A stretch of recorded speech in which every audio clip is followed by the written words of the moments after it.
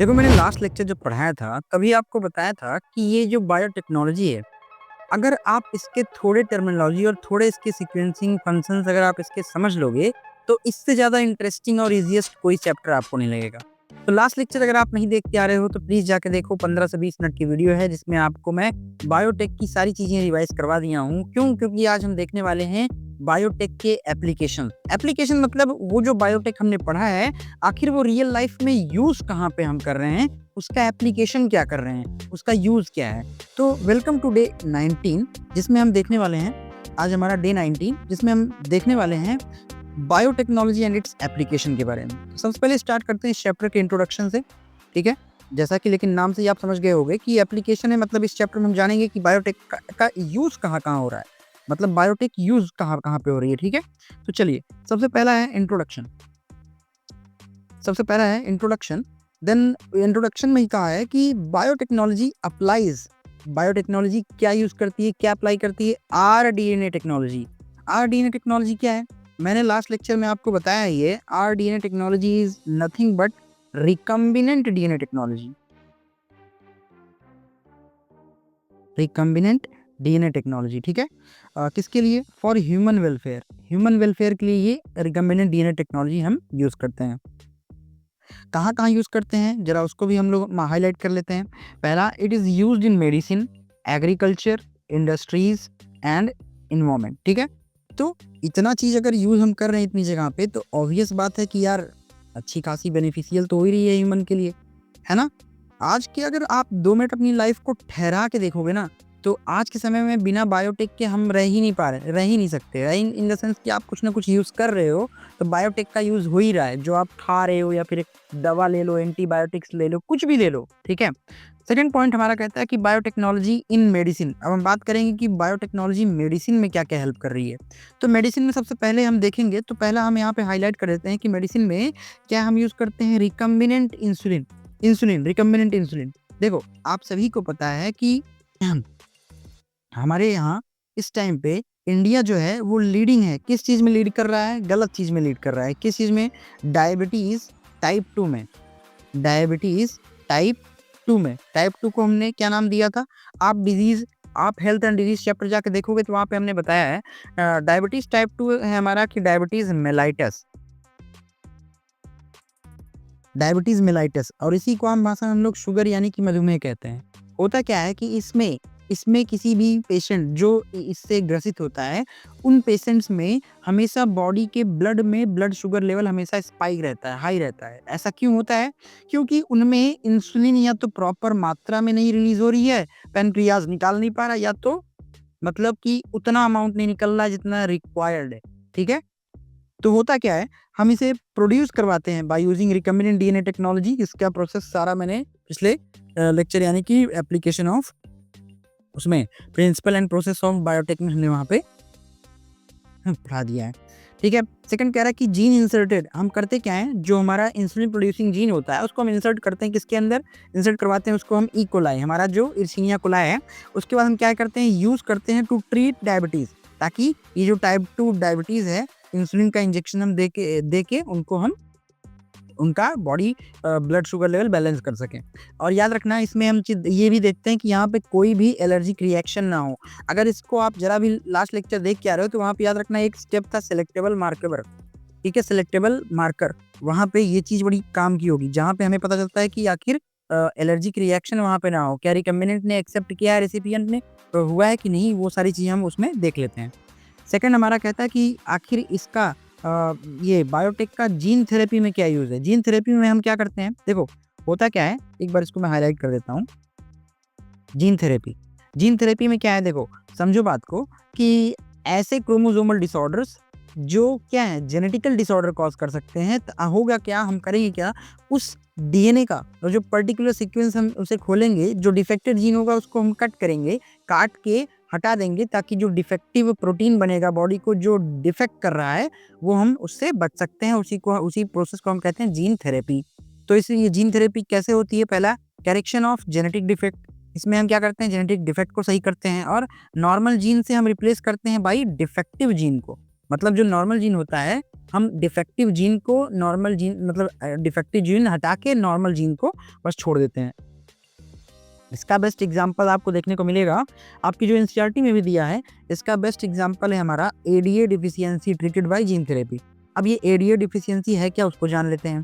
देखो ADA deficiency क्या है, जस्ट अ सेकंड, थोड़ा कट हो गया है।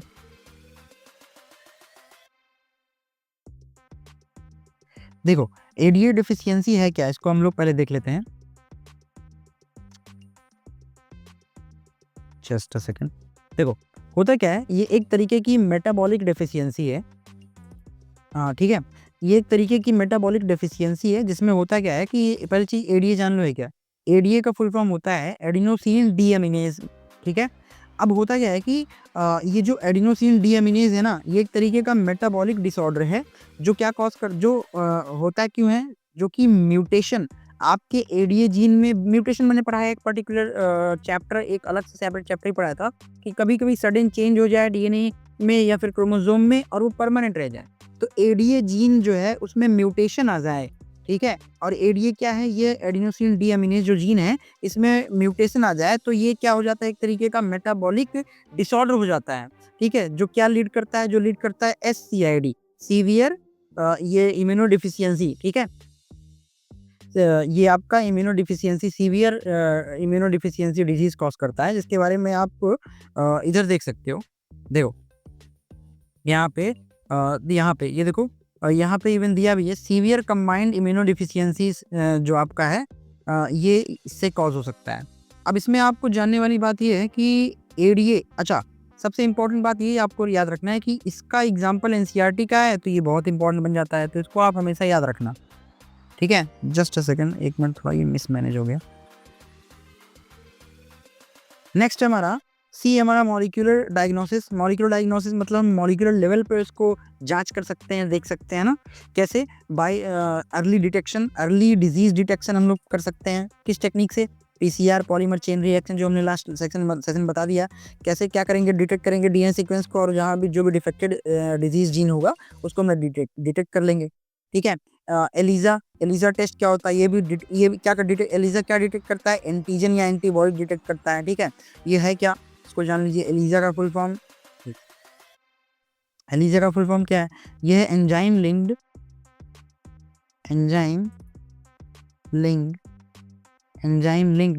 इम्यूनो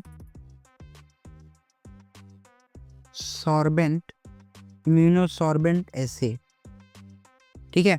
तो दरअसल एड्स वेड्स के लिए भी यही यूज होता है, ठीक है?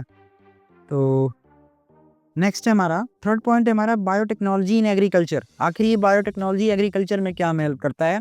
तो पहला इसमें जेनेटिकली मॉडिफाइड क्रॉप्स को बनाने में। जेनेटिकली मॉडिफाइड क्रॉप्स क्या होते हैं? देखो हम किसी क्रॉप की जीन्स को अपने डिजायर्ड अकॉर्डिंगली उसको मॉडिफाई कर दें तो वो कहलाता है जेनेटिकली मॉडिफाइड क्रॉप्स। अगर ये हम किसी ऑर्गेनिज्म पर कर देंगे तो कहलाएगा जीएमओ, यानी कि जेनेटिकली मॉडिफाइड ऑर्गेनिज्म, ठीक है? कैरेक्टरिस्टिक्स क्या होंगे इसके? ये पेस्ट रेजिस्टेंट होगा, मतलब पेस्ट से ही खराब नहीं होगा, और हर्बिसाइड टॉलरेंट होगा, ठीक है? और इंक्रीज्ड यील्ड, ज़्यादा पैदावार भी होगी इसमें। एग्जांपल आपकी एनसीईआरटी में जो दिया है इसका बीटी कॉटन का, तो याद रखिए बीटी कॉटन क्या करती है, रेजिस्ट करती है, बॉलवॉर्म को रेजिस्ट करवाती है, ठीक है? और सेकंड बी है इसका बीटी टॉक्सिन्स। बीटी टॉक्सिन्स क्या है? ये प्रोड्यूस करते हैं ये प्रोड्यूस होते हैं किससे? बीटी क्रॉप्स यानी कि बैसिलस थ्यूरिनजेनेसिस से। क्राई जीन प्रोड्यूस करता है इसमें टॉक्सिन, और ये हार्मलेस होता है किसके लिए? ह्यूमंस के लिए, तभी हम इसका यूज कर सकते हैं, ठीक है? नेक्स्ट है हमारा आरएनए इंटरफेरेंस यानी कि आरएनएआई टेक्निक। आरएनए इंटरफेरेंस काम ही करता है कि वो किसी पर्टिकुलर जीन को साइलेंस करवा दे, तो इसलिए हम इसको बोलते हैं जीन साइलेंसिंग टेक्नोलॉजी, ठीक है? यूज्ड इन पेस्ट कंट्रोल, ठीक है? ये पेस्ट कंट्रोल में हम यूज करते हैं। एग्जांपल इसका याद रख लीजिएगा क्योंकि आपके एनसीईआरटी में दिया है क्या? नेमेटोड रेजिस्टेंट टोबैको प्लांट, ठीक है? नेक्स्ट है हमारा बायोइथिक्स इश्यू। बायोइथिक्स क्या है? देखो एथिक्स मतलब आप समझो क्या है? एथिक्स है नैतिकता, मानवता, ठीक है? यहाँ पे किसी लिविंग ऑर्गेनिज्म का हम दुरुपयोग ना करें, वो है बायोएथिक्स इशू। क्यों? क्योंकि ये कंसर्न है किसके लिए? जीएमओ मतलब जेनेटिकली मॉडिफाइड ऑर्गेनिज्म पे इसका क्या प्रभाव पड़े, क्या ना पड़े, क्या पता उसे कोई प्रॉब्लम दिक्कत ना हो, तो उसको जरा ध्यान देना है, ठीक है? और साथ ही साथ यहाँ पे इन्वायरमेंटल हेल्थ रिस्क भी हो सकता है, तो उसको भी हमें मद्देनजर रखना है। और यहाँ पे मॉरल और सोशल इशू भी हो सकता है, ठीक है, तो ये सारी चीज़ें, ये तीनों फैक्टर्स क्या हैं, मिलके बनाती हैं बायोएथिक्स इशू, कि कहीं ये कंसर्न ना करे फर्दर और फ्यूचर जनरेशन को। फिफ्थ है हमारा ट्रांसजेनिक एनिमल्स। ट्रांसजेनिक एनिमल्स क्या है? एनिमल्स विद फॉरेन जीन, ऐसे एनिमल्स जिनमें फॉरेन जीन्स हम इंट्रोड्यूस करवाए हैं फॉर ह्यूमन वेलफेयर या फिर उनकी भलाई के लिए। ये क्या यूज करते हैं हम किसके लिए? रिसर्च के लिए। क्या यूज होता है यहाँ पे मैक्सिमम किसमें? इकोलाई को यूज करते हैं, ठीक है। यूजेस क्या है इसके? It helps in study the gene function. E coli में हम इंसर्ट करके क्या करते हैं? जीन फंक्शन के बारे में, कैसा जीन काम कर रहा है वो। इट इज यूज्ड या फिर it helps in study gene function. Vaccine safety के लिए हम यूज करते हैं, पहले ट्रायल्स उन पे होते हैं और मतलब कि ऑर्गेनिजम्स पे। Then production of biological products, इससे हम करवाते हैं। प्रोडक्शन ऑफ बायोलॉजिकल प्रोडक्ट भी इसी से हम करवाते हैं। देन लास्ट हमारा पॉइंट आता है बायो पेटेंट। देखो बायो पेटेंट, अगर आपने कोई चीज़ खोजी है तो आप उसके लिए रिस्पॉन्सिबल हो, तो आप उसका पेटेंट ले लो, लाइसेंस टाइप का। ये एक लीगल राइट होता है किसके लिए? For invention. अगर आपने कुछ खोजा है उसके लिए लीगल राइट मिल जाएगा आपको, तो वो कोई भी उस चीज़ का यूज़ करेगा तो आपकी परमिशन लेके करेगा, उसी को हम कहते हैं bio patent. It includes genetically modified organisms and genetically modified products, इसमें आ जाते हैं इसके एग्जाम्पल में। अब बात करते हैं कुछ इंपॉर्टेंट एनसीईआरटी पॉइंट्स की, तो इसमें इंसुलिन जो प्रोड्यूस करते हैं हम बाई इकोलाई।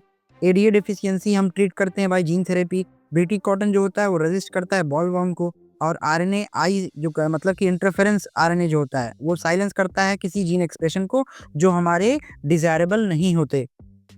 वन लाइनर देख लो। वन लाइनर है कि आरडीएनए जो है रिकम्बिनेंट डीएनए है। बीटी क्या है? Bacillus thuringiensis PCR, disease detection के काम आता है, पॉलीमर चेन रिएक्शन।